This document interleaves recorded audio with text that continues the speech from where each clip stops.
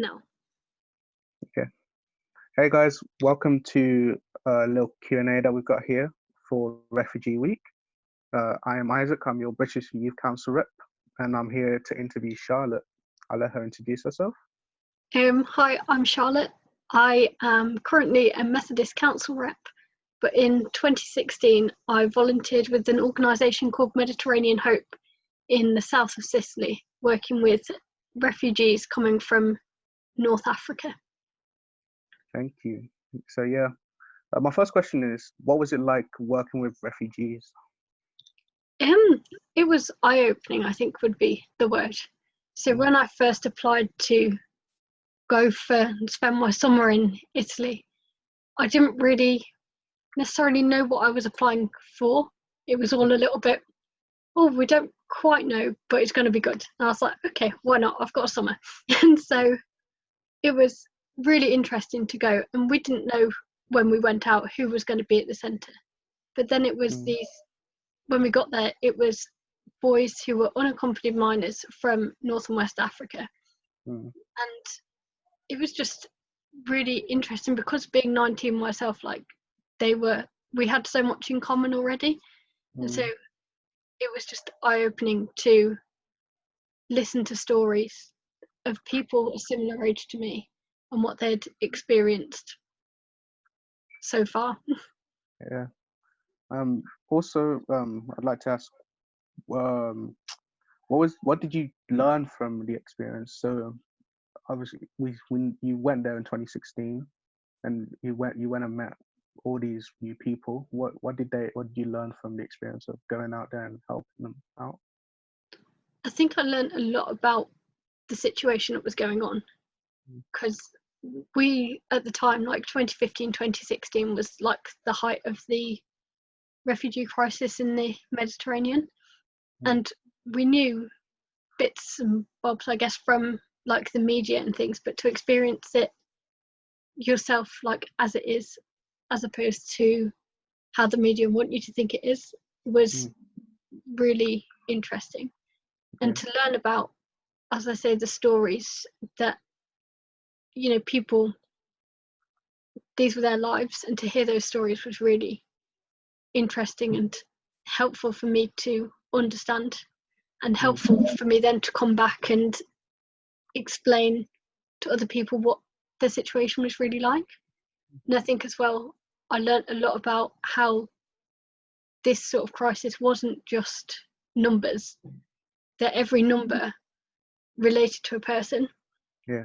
Hear those stories of the people, and to meet the people and to build relationships with those people was something that I don't know what I was expecting when I went, but I don't think it was that. And I think to experience sort of who these people were and to get to know them was just really, really good. Yeah. So, and have you got any individual stories that you would like to share with us from when you were there? Yes, so we heard, a lot of little bits of stories as opposed to hearing whole stories. We sometimes had bits pieced together by staff who had worked in the centre for longer than the 8 weeks that we were there. Yeah. But we heard little bits in when we were just doing normal things. So I remember one day we were playing Uno. We had like a little table that some of the boys would come and sit with us at to, just socialise and play games, or maybe play table tennis when it wasn't too hot. But we were playing Uno one day, and one of the boys he was 15, and he stopped and he just said 3 years, and I was like, yeah, 3 years, like what? And he says, yes, 3 years, that's how long I was in prison for in Libya. Look, here's a scar that I've got from being there. And it turned out that he'd had all his money and his phone and any sort of documentation that he had stolen on his journey, and then was put into prison in Libya and was there for 3 years. And at the age of 15, when we knew him, that was like either an 11 or 12-year-old kid that was just thrown in prison and had those sort of that as part of his story and sort of on his body, almost like that was with him then. And we like building these relationships with these boys. It was just it would come out just in general sort of things. So I remember one night we were washing up after dinner, and people were splashing water around, as you do when you're getting a bit daft after dinner. And one of the boys was waving this water around, and he just sort of stopped and looked at me. He goes, one day we drove across the desert for 10 days in a pickup truck, and we had 2 layers, and there was 100 people, and we had no food, no water, and not everyone made it. And the fact that memory had come from like such a thing that I'm sure a lot of us have done, just like splashing water at somebody else, that memory was so vivid. And yeah, like that was again part of his story. But you could see really how these sort of bits of story that we heard had really impacted on the lives of the people telling them, because they were only, most of them around 15 to 18, that kind of age, although it can be sometimes quite hard to tell without like the actual documentation. But there was one lad we spoke to, and his face, like he showed us pictures of himself when he was home before he'd started making this journey, and the difference in his face, even though he was still like a young boy, you looked at him and he had almost the face of someone much older. And it was so clear, like the effect that the journey had had on him when you saw a picture from him maybe a year and a half ago before, to when you saw him as we saw him. It was quite something to see how those stories, and his personal story that I never actually managed to find out, but those sort of stories of things that happened on that journey had impacted his life. I guess situations like that can really mature a person too quickly. Like it makes people have to grow up quicker than they want to. Obviously you went down there in 2016 and you did your part in helping them out. My next question is, do you think anything has changed dramatically or has changed from when you last went there? I think things have changed in terms of like how we see this crisis, and I think actually in our sort of culture today, compared to 2015, 2016, we don't necessarily see the refugee crisis as a crisis. Because if we look back, there's a amazing website called Missing Migrants, and it has sort of statistics of different areas of the world, what has been going on in terms of migration, and quite often like the focus of it is how many people have died or missing. And to look at the Mediterranean, which is where I know about, having worked in Sicily, the almost graph thing that they show you in 2016, over 2,000 people by the time that we're in now, I think it was the 8th of June maybe that I checked, we'd had like over 200 people had died or were missing in that area. Whereas compared to 2016, in the same period, like 1st of January to the 8th of June possibly, that was over 2,000. So I think the numbers really are coming down in, that area in particular. But that is still 200 people that are missing or have lost their lives. And as far as I'm concerned, that is 200 people too many. And so I think even though it's not in our media and it's not maybe seen as this big crisis that it was in the past, it's still going on. I think we still need to be aware of that. And away from the Mediterranean, I think we've got, everywhere we've got the issue of coronavirus. And that is especially affecting people over in Yemen and Asia with the Rohingya Muslim group.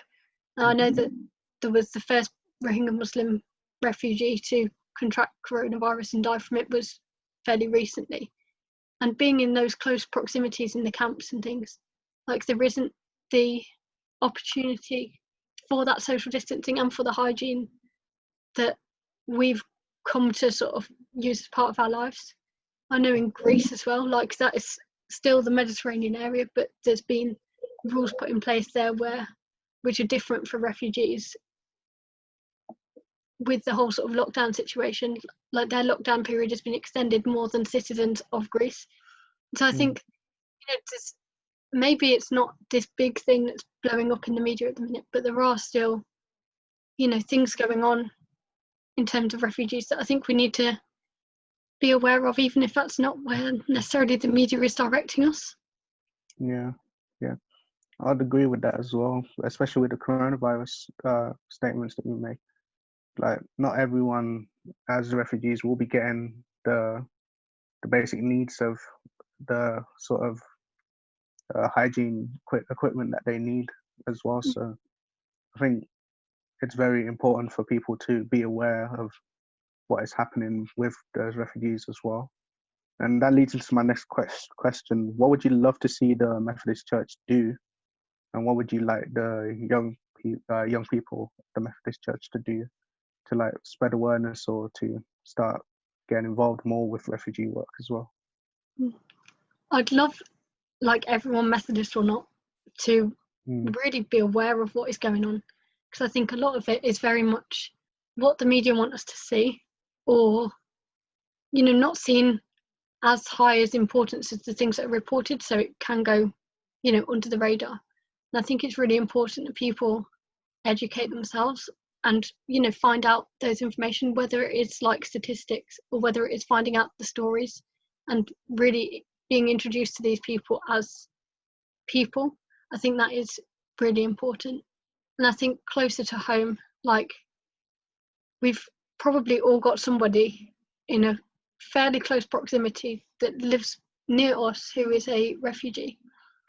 And I think it's really important that we sort of find out where they are, not to bombard them or to push our face on them or anything like that, but purely to be there.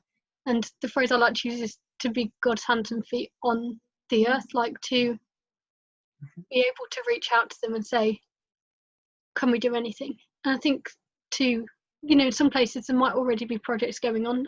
There probably are projects going on already.